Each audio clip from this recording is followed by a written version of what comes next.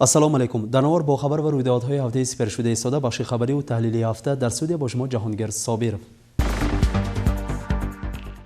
برای تربیت نمودن اولاد سالم، نگه داشتن جوانان از تاثیر غایه‌های بیرونه نه فقط ارگان‌های حقوق و ترتیبات یا اینکه آموزگاران مسئولند، بلکه تمام جامعه امروز مسئول میباشند. این سخنان در تدبیر شعبه کارهای داخلی که در دام این هفته در جمع شهروندان محله ینگ عریق در مکتب رقم دوم به وقوع پیوست، بار دیگر افاده خود را یافت. تربیت اولاد از هر جهت سالم، خاصه صاحب معنویت و صاحب معرفت، یکی از مهمترین مسئله های جامعه امروز به شمار می رود، زیرا آینده مملکت به نسل امروز وابستگی قوی دارد. برای تربیت اولاد صاحب معنویت باشد، بلند برداشتن صفت تعلیم و تربیت مهم است. قرار پرزیدنت مملکت درباره چاره و تدبیرها عاید تکمیل دادن فعالیت دینی معرفتی قبول گردیده که مضمون و ماهیت آن افکار بالایی را تقویت می‌دهد، یعنی نسل امروز را فقط به آن راه از تاثیر غایه‌های بیرونی نگاه داشته می‌توانیم که فعالیت ساحه دینی معرفتی را باز هم تکمیل دهیم، قدریت‌های اصلی دینی را به جوانان فهمانیده توانیم. از این خاطر خادمان مسئول شعبه کارهای داخلی در مکتب‌ها به آموزگاران و خوانندگان واخوری‌ها تشکیل کرده در این جاده کارهای ترغیباتی تشویقاتی گذرانیده ایستادند. چنین چاره‌بینی در مکتب رقم دوم نیز به وقوع پیوست. امروز ها با سروری پرزیدنتمان یک دوره نو، دوره اصلاحات‌های نو به عمل جاری گشته ایستاده است. خصوصاً در تمام جمعیت ما از جمله در ناحیه سرخ هم برای بلند برداشتن رواج دادن ساحه دینی و معرفتی نهایت اعتبار کلان داده شده ایستاده است. امروزها در تمام مکتب‌های ناحیه از جمله در مکتب رقم دوم هم با راهبری شعبه تعلیم خلقی، اینچنین شعبه کارهای داخلی، ناظران پروفیلاکتیکی یک چند واخوری‌ها، تدبیرها تشکیل کرده شده ایستاده است که در آنها همان فهمانیدن مقصد و ماهیت اصلاحات‌های دینی معرفتی از هر جهت به معلمان، اینچنین خوانندگان براه مانده شده است. در حقیقت امروز جمعیت ما به همین گونه اصلاحات خیلی محتاج است، برای آنکه بعد از دوره استقلالیت در مملکت ما یک نوع خالیگاه‌های معنوی به وجود آمدند. با کوشش و سعی و حرکت‌های پرزیدنت اولینمان، اینچنین پرزیدنت امروزمان شوکت میرزیویف، باز یک چند روشنفکران در دوره استقلال هم کارهای نظررس به عمل برآورده شد.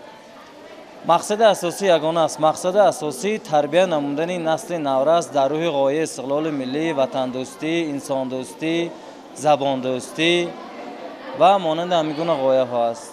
ما همچون آموزگار کوشش میکنیم فرزندان خلقمان را در روح غایه استقلال ملی، وطن دوستی، از همه اساسیش انسان دوستی، انسان پروری تربیت نماییم. در واخوری با آموزگاران، مفتش ناحیه اکمل عبداللهیف اظهار داشت که تعلیم و تربیت یکی از عامل‌های ترقیات مملکت می باشد، زیرا مملکت همان وقت ترقی می یابد که صفت تعلیم و تربیت بلند باشد، مردم قدریت‌های اصلی و ملی خیش را پاس دارند و جوانان این کشور صاحب معرفت و صاحب معنویت باشند. از این لحاظ پیش از همه به تعلیم و تربیت نسل جوان اعتبار دادن موافق مقصد است. Bu kabi targ'ibot, tashviqot ishlarini o'tkazishdan ko'zlangan asosiy maqsad yoshlarimizni o'zligimizdan chetga chiqishidan, o'zga madaniyatga og'ishidan, mana Yevropa madaniyatiga og'ishidan, bundan tashqari o'zimizda dinimizni asl mohiyatini tushunmasdan boshqa diniy oqimlar ta'siriga, ekstremistik terrorizm oqimi ta'siri ostiga tushib qolishidan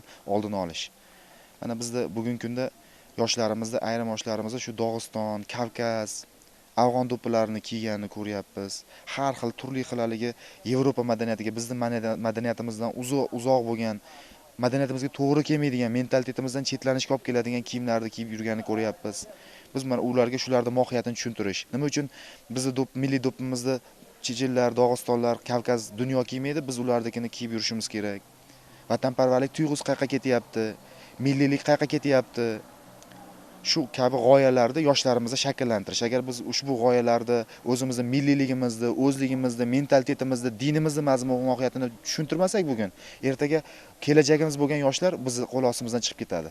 اگر شاهنامه بیزوال پیغمبر داستان ابوالقاسم فردوسی را خوانده باشه، دو قوه با هم مبارزه میبرد، قوه نیکی و بدی، یکی اهریمن دیگری اهورامزدا. پس معلوم میگردد که از ازل این دو قوه ارزی وجود دارد، همیشه قوه نیکی غالب میآید، اما قوه بعدی کوشش میکند حیات آسایشته و فراوان را برباد دهد، آرام خلق را خللدار سازد. امروز هم هستند قوه های بدی که مقصدشان جوانان ما را از راه زده به حیات آسایشته و فراوان ما توسط آنها رخنه زدن می باشد. آتش نفس آنها هرگز خاموش نمی شود و برای منفعت خیش هزاران آدمان را بهر قربان نمودن آماده هستند. این گونه ترورها امروز برای رسیدن به مقصود خیش دین مبین اسلام را به خود نقاب کردند و توسط ساختارهای اجتماعی جوانان ما را برای ناپاک انتخاب کرده خود هدایت می سازند. Mana joylarda muhtaram prezidentimizning 5 sentyabr 2009 yil kuni qabul qilingan 4436 sonli qarorlarga asosan joylarda So'x tumani asosan o'sha turli ta'lim maskanlarida targ'ibot ishlari olib borilmoqda. Bunda o'quvchilarimizning bilim saviyasi tekshirilyapti. Ularning maktabga o'qishga kelish nimalari tekshirilib, o'sha yerda yuksak malakali o'qituvchilar bilan hamkorlikda ular bilan qo'shimcha chora tadbirlar olib borilmoqda. Mana bugun ham 2-sonli maktabda xuddi shunday tadbirlarni davomi desa ham bo'ladi, amalga oshirildi. Bu yerda asosan o'qituvchilar bilan tushuntirish ishlari olib borildi. Ularga shu kelgusida o'quvchilarimizni o'sha diniy sohani yaxshi mukammal bilish, kelajakda shu har xil oqimlarga kirib ketmaslik nimalarni, yo'l yo'riqlarni maslahatlashib, rejalashtirilib kelgusida shu sohani yanada rivojlantirib turib, o'sha yoshlarimizni diniy bilimini oshirish maqsadida davra suhbatlari tashkil qilinib olib borilmoqda. در محله ها ناظران پروفیلاکتیک فعالیت میبرند و یکی از وظیفه های اساسی ترین آنها تامین آسایشتگی، با آگاهی دعوت نمودن اهالی و مراسا آوردن عائله های ناتنج می باشد.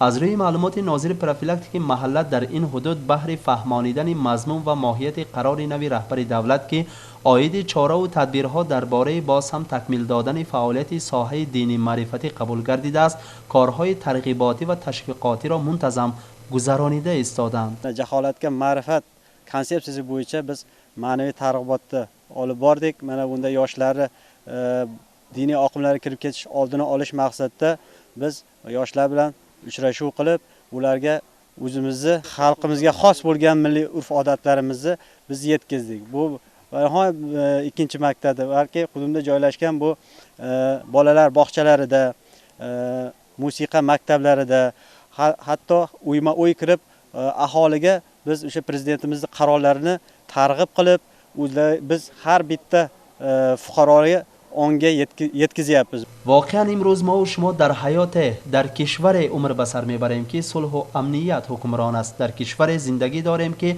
با برابر آباد شدن شهر و ناحیه ها روزگار مردم نیز آباد شده ایستاده است. پس از ما طلب همیشه آگاه باشیم، فرزندانمان را از تاثیر غایه های بیرونی نگاه داریم و به تعلیم و تربیه آنها بی فرق نباشیم.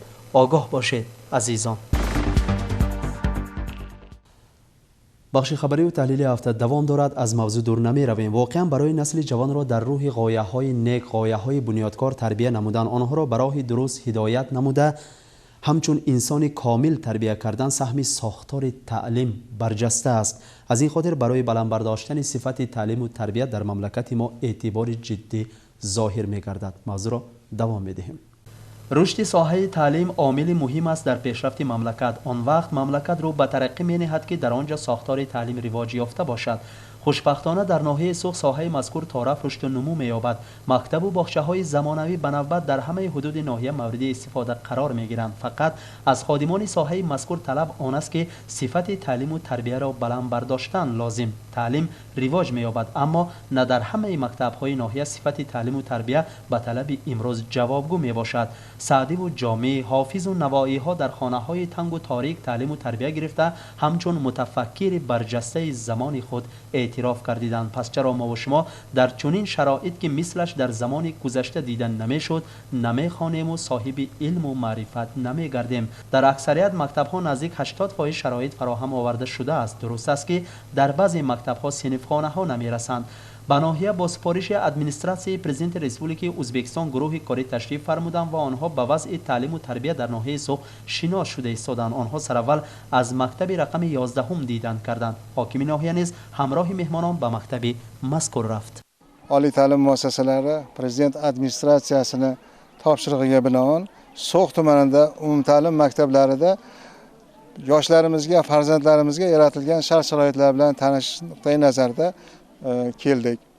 Birinchi navbatda tashrifimizdan maqsad yoshlarimizni dunyoqarashini bir ko'rish, professor o'qituvchilarimizdan birgalikda ularga namunali darslarni o'tkazish, yoshlarning qiziqishi, vatanga bo'lgan muhabbati va eng asosiy maqsadlarimizdan yana bittasi esa 5 ta tashabbusni ta'lim muassasalarida ijrosini ta'minlashda amaliy yordam berishdan iborat. Shuning bilan bir qatorda ta'lim muassasalarida mana shu kuz-qishga qanday tayyorgarlik ko'ryapti, farzandlarimiz qishli qirovli kunlarda qanday ta'lim olish uchun sharoitlar yaratilyapti va yana nimalarga e'tibor berishimizni birgalikda o'zimiz o'rganib, yordam berish maqsadida So'x tumanidagi ta'lim muassasalariga tashrif buyurganmiz.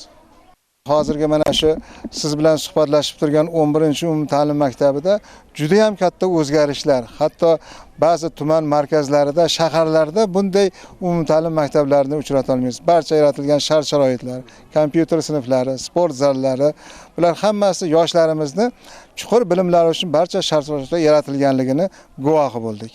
بعد دیدن کردن از مکتب رقم 11 مهمانان به مکتب رقم 25 محله زنگه تشریف فرموده به خوانندگان هم صحبت شدند. گرچنده تعلیم در مکتب‌های ما با زبان تاجیکی است، خوانندگان ما با زبان ازبکی نیز به درجه کم نبودن از نمایندگان این ملت سخن میگویند که این اعضایان گروه کاری را در حیرت گذاشت. البته men bugun suhbatlashdim 4-sinf o'quvchilari bilan tushlikdan keyin siz kim bo'lmoqsiz degan mavzuda ko'proq ularni qiziqtirgan savollarga ular o'zbek tilida ravon bemalol men bilan suhbatlashdilar. Albatta bu juda ham chiroyli va odamni quvontiradigan holatdir.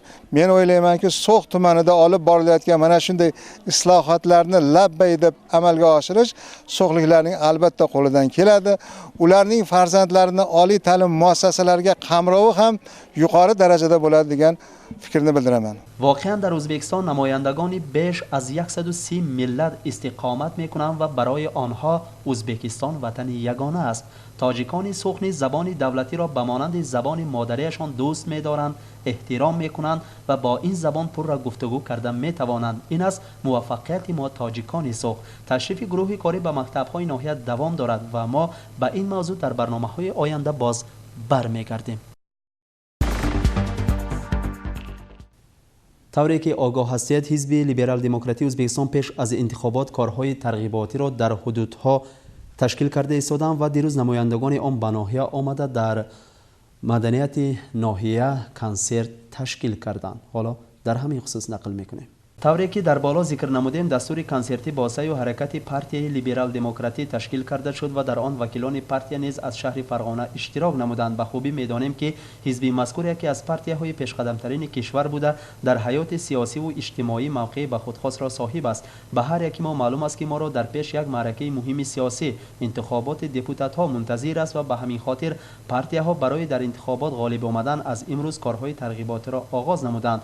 با تشبث پارتی مذکور از ولایت صنعتکاران نامی به ناحیه آمده در خانه مدنیت برای مردم خدمت نمودند.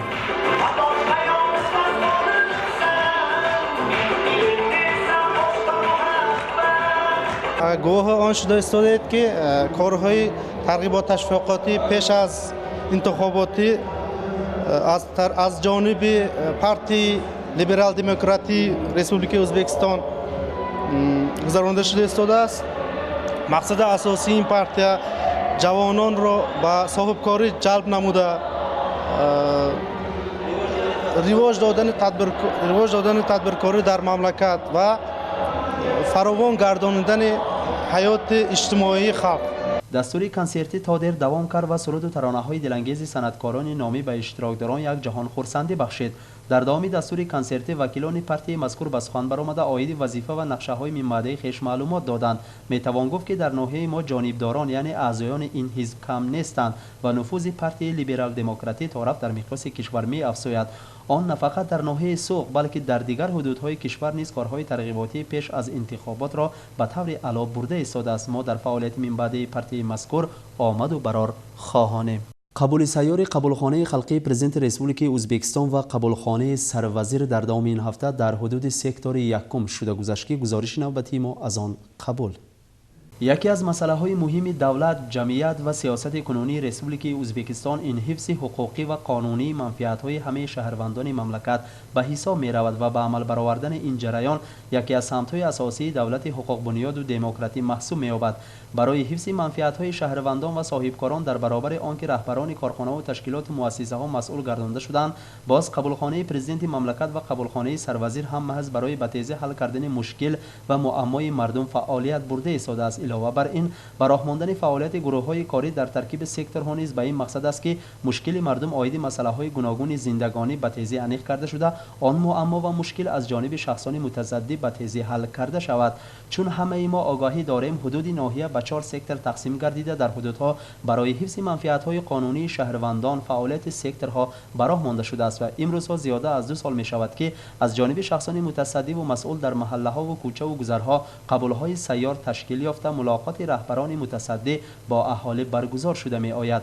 مقصد از تشکیل چنین قبول‌های سیار هم این با آوارگی‌های بیجا بند نکردن شهروندان و از سریع وقت حل کردن مشکل آنها عبارت می باشد. سحر امروز در جمعیت شهروندان دهه طول مدیر و مسئولان قبولخانه‌های پرزیدنت و سروزیر به مقصد شناسایی پیدا کردن به مشکل و معمای اهالی این چنین تدبیرکاران قبول سیار تشکیل نمودند. در این قبول سیار کارافتادگان محله شرکت ورزیده به مسئولان و دیگر اعضایان گروه کاری از معما و مشکلاتشان یادآوری کرده برای حل قانونی معماهایشان کمک خواستند. البته در زندگی همه کس معماهای گوناگون موجودند. یکی از نرسیدن آب نوشاکی شکایت داشته باشد، دیگری برای تدبیرکار گردیدن احتیاج به یاری عملی و قانونی دارد و باز دیگری را معما در مناسبت‌های عائلوی آرام نمیگذارد و باز یکی دیگر کمک یاری مادی می‌طلبد از دولت و یا شخصانی ثروتمند. خلاصه کسی را پیدا کردن دشوار است که مشکل و معمای نداشته باشد. اصلا اگر برای حل کردن مشکل و معمای شخصی در هر کس تشبث و فداکاری باشد، او در مدت کوتاه از گرداب مشکل و معما بیرون می آید و جریان زندگی خود را به مجرای خوبی می تواند درآورد. در این قبول سیار مسئولان قبولخانه ها و اعضایان دیگر گروه کاری به مراجعت شهروندان عاید مسائل گوناگون زندگی گوش انداخته به منفعت آنها قانونی حل کردن معما و مشکلشان کوشش کردند و یک چند مراجعت کردگان در جایش حل گردیده برای حل بعضی دیگر مراجعت ها دیده برآمدن دیگر مسئله های به مراجعت علاقمند فرصت می خواهد. بنابراین هر مراجعت شهروندان همیشه مد نظر قرار می گیرد و موافق قانونگذاری به مراجعت کردگان در مهلت در قانون معین شده جواب های قانونی داده می شود. برای از معما و مشکل مردم همیشه آگاهی داشتن، چنین ملاقات و قبول های سیار در دیگر جماعت های شهروندان محله ها دوام کرده ایستاده است و شهروندان برای حل مشکل و معمایشان می توانند به سکتورهای دخلدار تشریف آورند و یا به واسطه تلفن هم مراجعت کنند. سکتورها همیشه در خدمت خلق و برای خلق خدمت خواهند کرد. باز یک نوگانی در ساختار تعلیم ناحیه در دوام این هفته در جمعیت شهروندان محله سری کنده باغچه خانگی مورد استفاده قرار گرفت. لوحه ما از مراسم گشاده شوی باغچه مذکور. اعتراف باید کرد که سالهای آخر در ناحیه زیبا منظر ما حیات اجتماعی خیلی رواج یافت. در راه منفعت مردم کارهای نظررس به عمل تطبیق گردیدند.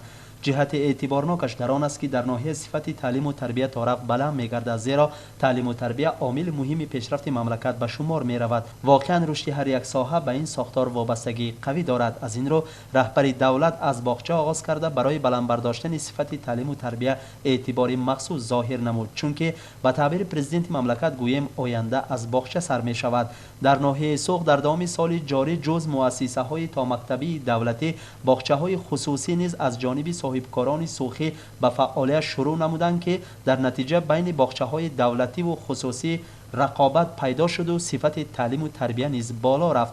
در دوام سال جاری 3 عدد باغچه خصوصی فعالیت آغاز کرد. امروز در محله سری کنده باز یک باغچه خصوصی مورد استفاده قرار گرفت که در مراسم گشاده شوی آن رهبر ناحیه و یک گروه مهمانان از ولایت فرغانه نیز اشتراک کردند. Biz bundan judayam xursandmiz. So'x tumanida bir necha oilaviy uy bog'chalari ochildi. Bulardan Qaldirg'och, Bolajon, Gulnaz nomli, mana hozirgi Farishta nomli uy bog'chasini ochish tadbirida qatnashdik.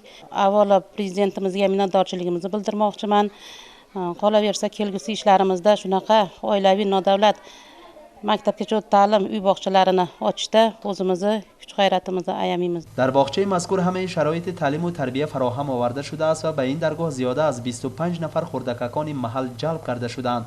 خرسندی آور است که امروزها در کشور ما برای براهماندن مکتب و باغچه های خصوصی امکانیت داده شد و این البته در بلند گردیدن صفت تعلیم و تربیه نقش بسا مهم می‌بازد. در مراسم گشاده شوی باغچه مذکور خردککان برآمد کرده توسط قرائت شعر و سرود با زبان‌های تاجیکی و ازبکی، اجرای رقص و نمایش صحنه، اشتراکداران و مهمانان از ولایت آمده را در تعجب گذاشتند. امروز در دهه ما یکی از واقعه‌های عالم شمول، یعنی با تشبث با دستگیری حاکمیت ناحیه، سکتور چهارم رهبرش فراجان عبدالعلیف و رئیس محلمون بهادر جان، من باغچه اصلی خانگی شده شد که 25 نفر فرزندان کودکان این محله را با آغوش خود کشید، زیرا که فرزندان این آینده مایند، گلغنچه های خندانند. بنابر همین هم این اقدام نیک را ما بار دیگر مبارکباد میگوییم. از گشاده شوی باغچه در این موضع پیش از همه استقامت کنندگان این حدود شاد هستند که اکنون آنها فرزندانشان را به باغچه خصوصی میدهند، زیرا باغچه از منزل زیست آنها دور نیست. بنا به معلومات رئیس محله بهادر صفایف در دهه صاحبکاران خیلی بسیارند و چنین باغچه های خصوصی را نیز باز براه مانده شماره آن را زیاد میگردانند، زیرا تا رفت شماره اهالی نیز زیاد شده ایستاده است. از موضوع باغچه بچگانه دور نمی رویم. در باغچه بچگانه محله قلعه نیز با برابر موجود بودن همه امکانیت و شرایط ها صفت تعلیم و تربیه نیز تا رفت بلند گردیده ایستاده است. این فکرهای ما را لوحه نوبتی همان اثبات خواهد کرد. با تشبث پرزیدنت ریسپوبلیک ازبکستان شوکت میرزیویف برای بهتر کردن فعالیت باغچه‌های بچگانه در ریسپوبلیک وزارت نوی مؤسسه‌های تا مکتبی تشکیل یافته فعالیت باغچه‌های بچگانه از نظارت شعبه تعلیم خلقی برآورده شده تحت نظارت دائمی وزارت نو تأسیس قرار گرفته است. در ناحیه هم چندی است که شعبه مؤسسه‌های تا مکتبی فعالیت نشان داده برای بهتر نمودن فعالیت باغچه‌های بچگانه کوشش نموده در تامین جهاز باغچه‌ها، تعمیر آنها، خوراک بچگان و تعلیم و تربیت آنها سهم گذاری کرده می آیند، طوری که رهبر دولت می گوید آینده از باغچه سر می شود. تعلیم و تربیت را پیش از همه در باغچه خوب براه ماندن لازم است. فرق بین بچه به باغچه رفته و نرفته از زمین تا آسمان است. هم از جهت تربیت و هم از جهت دانش بچه به باغچه رفته از بچه نرفته به کلی فرق می کند. تعلیم و تربیت را وقتی در باغچه خوب میگیرد تا به آخر در راه درست قدم میزند و در آینده به موفقیت ها میتواند نائل شود. باغچه بچگانه محله قلعه سال جاری مورد استفاده قرار گرفت و به طور زمانوی بنیاد گردیده است. باغچه مذکور دارای همه قلعه ها بوده. در این درگاه صفت تعلیم و تربیت نیز خوب می باشد. ما در تدبیر باغچه مذکور که به مناسبت عید زبان دولتی تهیه گردیده بود اشتراک نمودیم. تدبیر مذکور با سعی و اهتمام تربیتگر دانشجوی بخش غایبانه دانشگاه دولتی فرغانه شاهسته اولمس و تهیه گردیده بود. دانش و مهارت و استعداد بچگان خردسال در این مؤسسه تا مکتبی از برآمد خود بچگان هویدا بود و تا به این درجه از خود کنانیدن هنر و استعداد به این فرزندان خردسال البته به آسانی به دست نآمده است و از رنج و زحمت‌های مشکل مربی‌ها گواهی می‌دادند.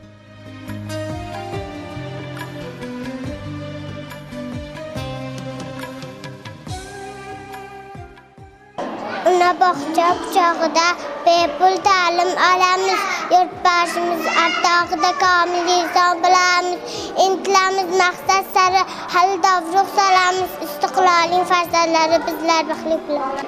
Avvalo rahmat onaga, so'ng esa albatta otaga, bizlarga eslatish hayotning, unutmay hech qachon ustozning. osmonlarda yurganlar, oltin saroq yurganlar, mebray berkurganlar, bolaga kitob bering. Van, bitil dogram, tu, keksiu. Пусть всегда будет солнце, пусть всегда будет небо, пусть всегда будет мама, пусть всегда буду я. Vatan bizning uyimiz, vatan bizning ko'chimiz, soyadagi suvimiz, mazza qilib ichamiz. Yurtimizning sarboni, tog'lardir farboni, bu tog'ning darmoni. Shafkat ota bor buning, yuz ko'rishi yuz bilan. Doim bo'ling biz bilan, faxr etamiz siz bilan. Shafkat ota bor buning. تربیتگران باغچه فرزندان مردم محله را چون فرزندان خود قبول کرده با برابر شادی آنها شادی کرده هنگام ایریزشان با احترام دل آنها را به دست آورده میل و رغبت آنها را به این مؤسسه تا مکتبی همه روزه برای زیاد کرده میکوشند. طلبات های دولتی را در تعلیم و تربیت آنها برای به اجرا رسانیدن زحمت کشیده برای پرمضمون و شوق‌آور گذراندن فعالیت این مؤسسه به خود تجربه کاری خواهد گرفت. تدبیری که به مناسبت عید زبان در این درگاه به وقوع پیوست خیلی شوق‌آور بود. خاصه برآمد خوردککان با زبان‌های تاجیکی و ازبکی و دیگر زبان‌های غیر به همگان پسند آمد. شاعر میگوید هر کسی با زبان خود سخندان گردد دانستن صد زبان آسان گردد. خوردککان با زبان مادری خود و هم زبان دولتی گفتگو کرده و شعر و سرود خوانده می توانند که این از خوب براه مانده شدن تعلیم و تربیت در باغچه مذکور دلالت می دهد. تشکیل تدبیرها در زبان آموزی و انکشاف نطق خوانندگان اهمیت مهم کسب می کند. از این خاطر منتظم تدبیر و چاره‌بینی ها در باغچه ما گذرانیده می شوند، گفت ضمن صحبت با ما تربیتچی باغچه شاهسته اولمس و باور داریم که این خوردککان خوشبخت زمان در آینده همچون انسان کامل به کمال می رسند و برای رشد و رونق وطن محبوب و فراوانی حیات مردم این کشور حقوق بنیاد سهم ارزنده می گذارند. این بود بخش خبری و تحلیلی هفته که شما توسط آن با خبر و رویدادهای در دوام این هفته روی داده شناس گشتید و در همین جا به بخش خبری حسن انجام می‌بخشیم. خیر سلامت باشید و با برنامه‌های تلویزیونی سوخ بیمانه زیر شما را در پیش دیگر برنامه‌های مؤلفه منتظرند.